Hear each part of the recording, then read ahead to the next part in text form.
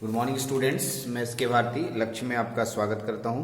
और अभी हम लोग इंजीनियरिंग मैथ एनएमसीटी का एक टॉपिक है। एनएमसीटी में हम लोग पढ़ रहे थे साइमल्टेनियस इक्वेशन। ये हम लोग कंटिन्यू चल रहे थे और इसी में इटरेटिव मेथड पे आ गए हैं। करेक्ट। इटरेटिव मेथड क्या होता है ये मैं बताऊंगा आपको। और इसमें दो मेथड से पढ़ना है इटरेटिव मेथड हमको। एक मेथड का नाम है गॉस जैकोबी मेथड और एक मेथड का नाम है गॉस साइडल मेथड। करेक्ट। ये दो मेथड हम लोगों को सिलेबस में डाला है। यदि मेरा पिछला वीडियो देखिएगा तो साइमल्टेनियस इक्वेशन को मैंने चार तरीके से बनाने के लिए बोला था। एक है एलिमिनेशन, एक जॉर्डन, एक जैकोबी और एक साइडल। तो जॉर्डन अभी नहीं बता रहा हूँ, सिलेबस में नहीं है। अंत में अगर समय बचता है तो मैं जॉर्डन भी बता दूंगा आपको। फिलहाल हमें जैकोबी और साइडल पे बात करना है। तो आपको बता दूं ये दोनों एकदम बहुत आसान है, इजी वे में बना सकते हैं, लेकिन समझना मेन इंपॉर्टेंट पॉइंट होता है। अगर आप समझ नहीं पाए तो नहीं बन पाएगा, इसलिए इसको थोड़ा समझने वाला टॉपिक है। ठीक है। गॉस, इसका नाम इटरेटिव मेथड क्यों पड़ा? पहला क्वेश्चन। ये जो क्वेश्चन हम लोग बनाएंगे ये इसका आंसर एक बार में आंसर नहीं आता है। ये एक ही काम को बार बार करना पड़ता है। एक काम किया, फिर सेम वर्क को दूसरी बार किया, तीसरी बार किया। याद है आप लोग बाइसेक्शन मेथड पढ़े थे तो उसमें x1 निकालते थे, फिर x2 निकालते थे, x3 निकालते थे, x4। तो एक ही काम को आप बार बार करते थे, बहुत सारे आप उसमें वैल्यूज निकालते थे। तो इसमें भी कुछ इसी तरीके का काम करना पड़ेगा। करेक्ट। इसीलिए इसका नाम इटरेटिव मेथड आया। ठीक है। चलिए तो हम लोग सबसे पहले आज हम लोग सीखने जा रहे हैं, उसका नाम है गॉस जैकोबी मेथड। क्या होता है गॉस जैकोबी मेथड, इसको समझते हैं। ठीक है। गॉस जैकोबी मेथड किसे कहते हैं मैं मेंशन कर रहा हूं, पहले लिख देता हूं, उसके बाद मैं समझाने की कोशिश करता हूं कि गॉस जैकोबी मेथड है क्या। चलते हैं। तो मैंने क्या लिखा, गॉस जैकोबी मेथड लिखा। गॉस जैकोबी मेथड में क्या लिखा, when any simultaneous equation is solved by Gauss Jacobi method then it fulfil following condition. सबसे पहला बात, डायरेक्ट आप गॉस जैकोबी से अगर बनाने के लिए आए तो एग्जाम में डायरेक्ट बनाना नहीं शुरू कर देना है। बनाने का मेथड तो बताऊंगा मैं, बहुत इजी तरीके से बताऊंगा। बनाना शुरू नहीं करना है। आपको क्या करना है कि सबसे पहले कंडीशन देखना है कि वह क्वेश्चन गॉस जैकोबी से बनने लायक है भी कि नहीं। पहले तो वो कंडीशन आपको सीखना पड़ेगा। चलते हैं, कंडीशन बताता हूं। सबसे पहले क्या करना है आपको, इसमें डायगोनल खींचिए, जैसा कि मैंने डायगोनल खींचने के लिए बोला था। तो डायगोनल खींचते समय आपके पास यहां पर a1x दिखाई दे रहा है। यहां पर जो कोफिशिएंट है वो a1 है। इसमें a1 का मान इसको मॉडुलस के अंदर डालेंगे। a1 की जो वैल्यू होगी मॉडुलस में ये बड़ा होना चाहिए बाकी दो कोफिशिएंट के सम के, यानी कि b1 के मॉडुलस प्लस c1 के मॉडुलस से। इसका मतलब ये हुआ, मॉडुलस का मतलब तो समझते ही होंगे आप लोग, इसके अंदर से कोई भी नेगेटिव भी वैल्यू होगा तो पॉजिटिव बन के निकलेगा। का मतलब इसका मान इन दोनों के जोड़ से ज्यादा होना चाहिए।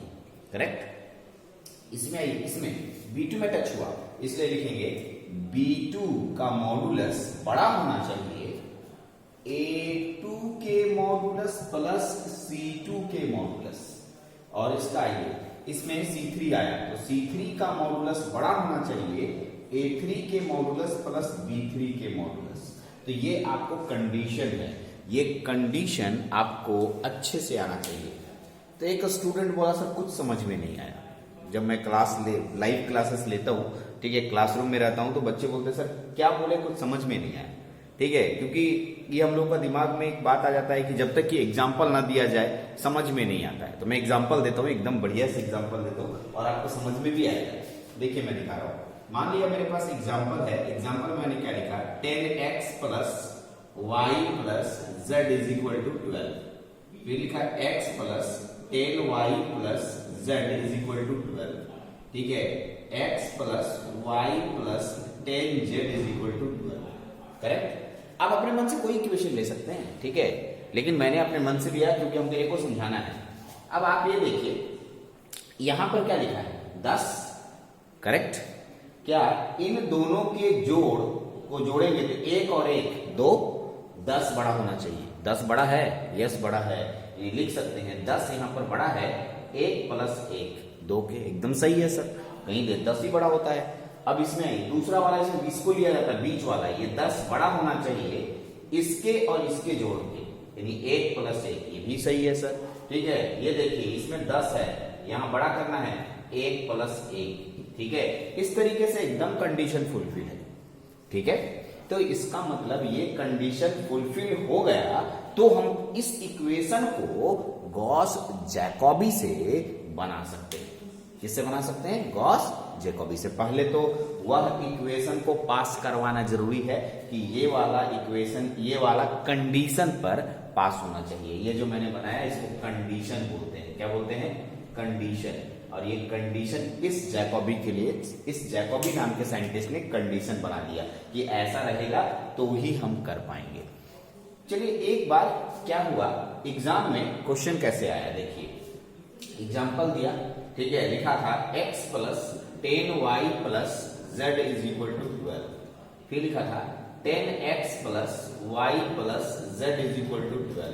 फिर लिखा था x + y + 10z = 12 और कह दिया इसको गॉस जैकोबी से सॉल्व करो।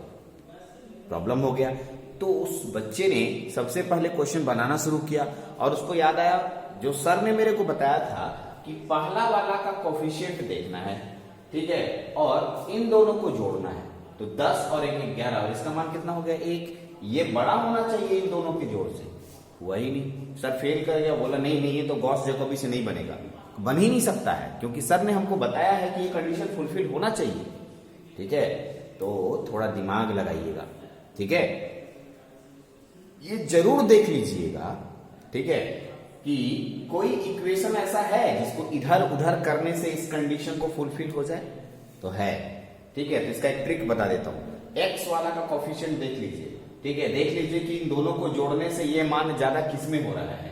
तो इन दोनों को जोड़ने से ये 10 इसमें ज्यादा हो रहा है, इन दोनों से कम हो रहा है, इन दोनों से कम हो रहा है, तो ये वाला को पहला इक्वेशन बना देंगे। इक्वेशन को इधर उधर लिखना कोई बड़ी बात नहीं है, यानी कि 10x + y + z = 12, ये नीचे आ जाएगा।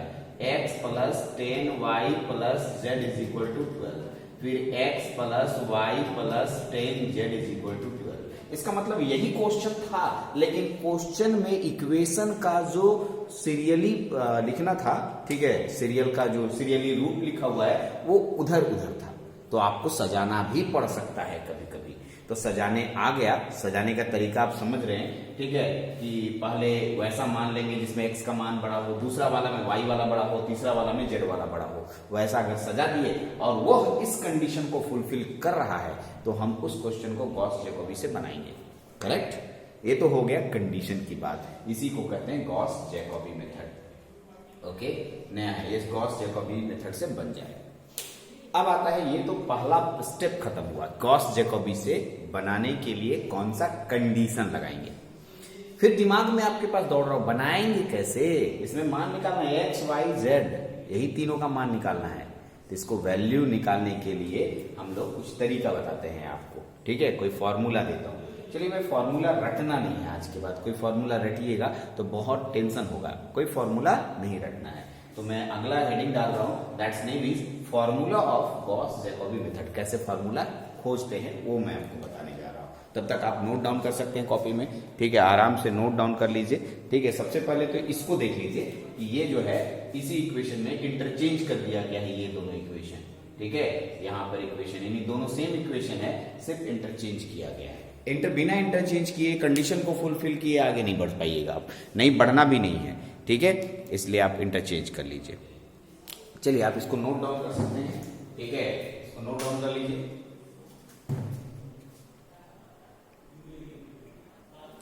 तो चलते हैं फॉर्मूला कैलकुलेट करते हैं। तो मैंने क्या लिखा, formula used in Gauss Jacobi method. Gauss Jacobi में कौन सा फॉर्मूला होगा, ये मेन है। अब ये फॉर्मूला अगर आपको याद कर रट रहे हैं तो बेवकूफ नंबर 1 है, नहीं रटना है, कोई फॉर्मूला नहीं रटना है। फॉर्मूला हम लोग को खुद से निकालने सीखना है यहाँ पर, वो मैं आपको फॉर्मूला निकालने के लिए बताता हूँ कैसे निकलेगा। तो पहला बार ये क्वेश्चन दिया रहेगा आपको एग्जाम में, जैसे कि मैंने यहाँ पर क्वेश्चन लिखा, ये क्वेश्चन दिया हुआ है। तो सबसे पहले हमको पहले वाले इक्वेशन से x का मान निकालना है। किसका मान निकालना है? x का। तो चलिए मैं थोड़ा रफ कॉपी में ले जाता हूँ, मान लिया मेरे को लिखा है 3x प्लस 4y बराबर a, तो x का वैल्यू निकालो अगर आपसे कहा जाए तो आप बचपन में क्या करते थे, इसको क्या करते थे, इसको उधर भेजते थे 3x is equal to 8 minus 4y, तो x is equal to 8 minus 4y by 3, ऐसा कुछ करते थे। तो मैं क्या बोल रहा हूं, मेरी बात को ध्यान से सुने, इसमें से x की वैल्यू कैसे निकालोगे, x की वैल्यू निकालनी है, करेक्ट। तो x की वैल्यू निकालने के लिए x इज इक्वल टू लिखोगे, तो आप क्या करोगे, इसको ही रहने दो, पहले ये दोनों टर्म को उधर भेजो, ये दोनों पूरा टर्म को उधर भेजो, तो d1 यहां लिखा है, देख लो, लिखा ना, क्या लिखोगे d1 माइनस, इसके क्या हो जाएगा b1y माइनस c1z। आप देख सकते हो ये दोनों टर्म उधर चला गया, इसके साथ माइनस।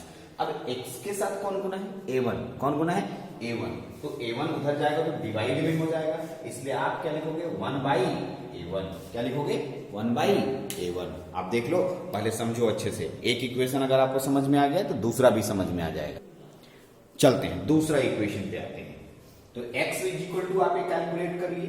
अब आइए दूसरे वाले लाइन से y कैलकुलेट करना, कैसे पता चलता है, तो डायगोनल से देखते हैं, ये डायगोनल y है आपके पास, इसलिए y निकलेगा इससे, y इज इक्वल टू क्या लिखेंगे, अब देखिए y निकालना है, तो देखिए इन दोनों को इसको और इसको उधर भेजना है, तो मेरे पास क्या हुआ देखिए d2 minus a2x minus c2z bracket closed, और यहां पर देखिए क्या b2 से मल्टीप्लाई है, तो 1/b2 से मल्टीप्लाई करेंगे, 1/b2, क्योंकि b2 मल्टीप्लीकेशन में है तो डिवीजन में आ जाएगा, आपके पास ये आया। तीसरा से z का मान निकालेंगे, और z का फॉर्मूला होगा, देखिए तो ये d3 लिखा है, तो d3 लिखोगे माइनस, ये रहने दीजिए, ये दोनों को उधर भेजेंगे, क्या लिखेगा a3x, ठीक है, प्लस b3y ब्रैकेट क्लोज्ड, और यहाँ z में c3 है, 1/c3 आप लिख दोगे। तो फॉर्मूला बनाना कहाँ, यही तो फॉर्मूला है,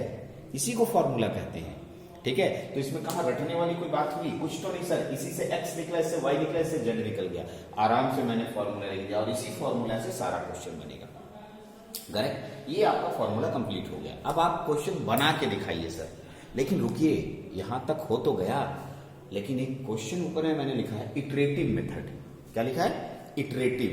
आपको याद है बाइसेक्शन में मैंने यूज करता था फॉर्मूला, क्या यूज करता था a प्लस b/2, और यहां लिखता था x is equal to a plus b/2, क्योंकि ये एक बार में आंसर मिलता नहीं था, एक बार, दो बार, तीन बार, चार बार, बहुत बार कैलकुलेशन करना पड़ता था, तो आप क्या करते थे, n कर देते थे, मतलब यहाँ x1 हुआ तो पहली बार एक बार कैलकुलेशन हुआ, 2 हुआ तो 2 बार, 3 हुआ तो 3 बार, ऐसा n लिख देते थे। तो यही बात इसके लिए भी यूज होगा, ये एक बार में आंसर नहीं देगा, एक बार में आंसर नहीं देगा, ये 12 बार कैलकुलेशन होगा, 2 बार, 3 बार, 4 बार, 5 बार, 6 बार कैलकुलेशन करना पड़ेगा, ठीक है। तो सर कैसे पता चलेगा कितनी बार कैलकुलेशन हुआ, तो हमारे पास n है ना, सुनिएगा, अब पहले ध्यान रखिए, क्या बोले n पुट करना है, तो इधर आपको n पुट करना है, कहां कहां पुट करेंगे, पहले क्वेश्चन का, पहले बताओ कितने वेरिएबल हैं, तो कुल मिला के 3 वेरिएबल हैं, कौन कौन, x, y और z, 3 वेरिएबल है। तो इधर आओ, वेरिएबल कहां कहां दिख रहा है, ई वाला में कहां दिख रहा है, यहां और यहां, y और z, इसमें कहां दिख रहा है x और z, और इसमें x और y। वेरिएबल जहां जहां दिख रहा है वहां वहां n पुट करना है, ध्यान से सुनिए, यहाँ n, यहाँ n, यहाँ पर भी n, यहाँ पर भी n, यहाँ पर n, और यहाँ पर भी n, देख लीजिए, जहां जहां वेरिएबल है वहीं पर n पुट करना है और कहीं नहीं, करेक्ट। तो हो गया फॉर्मूला, लेकिन सर ये n हुआ तो इधर उससे बाद वाला वैल्यू मिलेगा हमको, सही बात है, बाद वाला वैल्यू मिलेगा, मतलब जैसे मान लिया यहाँ पर हम लोग को जैसे कुछ जीरो अगर रखते हैं तो y0, यहाँ पर हमको x1 मिलना चाहिए, पहला मान, अगर n का मान 0 रखिएगा तो यहाँ पर क्या रखिएगा, देख लीजिए n+1, ठीक है, क्या रखेंगे हम लोग n+1, थोड़ा दूर लिखते हैं इसको अच्छे से, यहाँ लिख दिया x, तो यहाँ लिख देंगे n+1, देखिए क्या लिखा मैंने n+1, इसका मतलब n का मान 0 रखेंगे तो यहाँ y0, यहाँ x1 पहला मान मिलेगा, यहाँ देखिएगा यहाँ y रखेंगे, ये y है मेरे पास, इसमें हम रखेंगे n+1, उसी तरीके से यहाँ हम z रखेंगे, देख लीजिए यहाँ हम z रखे, यहाँ पर हम लोग क्या रखेंगे n+1, n प्लस 1। इस तरीके से आपके पास पूरा फॉर्मूला आपके पास आ गया, 1 2 3 फॉर्मूला, ठीक है। और ये कंप्लीट फॉर्मूला को अच्छे से ध्यान रखना है, करेक्ट। अब आप सोच रहे होंगे क्वेश्चन अगर बन जाता तो कितना बढ़िया होता। बहुत अच्छी बात है। एक क्वेश्चन में क्या दो, एक क्वेश्चन तो मैं बताऊंगा ही एकदम बढ़िया से डिटेल करके, और आप कैलकुलेटर लेके बैठेंगे। बिना कैलकुलेटर के ये क्वेश्चन नहीं बनता है, ठीक है। कैलकुलेटर के बिना ये क्वेश्चन बनाना मुश्किल काम है, ठीक है। लेकिन पहले फॉर्मूला को अच्छे से समझना जरूरी है, ठीक है।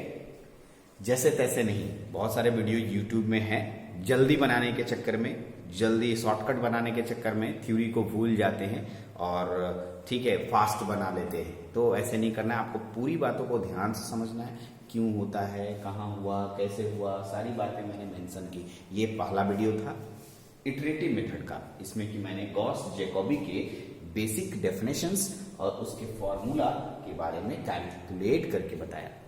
अब जो नेक्स्ट वीडियो होगा उसमें गॉस जैकोबी से रिलेटेड एक न्यूमेरिकल मैं लूंगा, कोई भी ले सकते हैं, और मैं उसको सॉल्व करके दिखाऊंगा इसी फॉर्मूला से। तो मैंने फॉर्मूला रटने के लिए नहीं बोला, सिर्फ इस इक्वेशन को देखेंगे और फॉर्मूला बनेगा, और इसी फॉर्मूला से हम क्वेश्चन बना देंगे आपको, ठीक है। तो नेक्स्ट वीडियो के लिए तैयार रहिएगा। ये वीडियो इतना ही रहेगा, आप इसको अच्छे से नोट डाउन कर लीजिए, ये आपके एग्जाम के लिए आपकी कॉपी में अच्छे से रहेगा, और नेक्स्ट जो आएगा उसमें आप देखेंगे। चलिए इसको नोट डाउन, इस वीडियो में इतना ही रखते हैं, ठीक है। Thank you.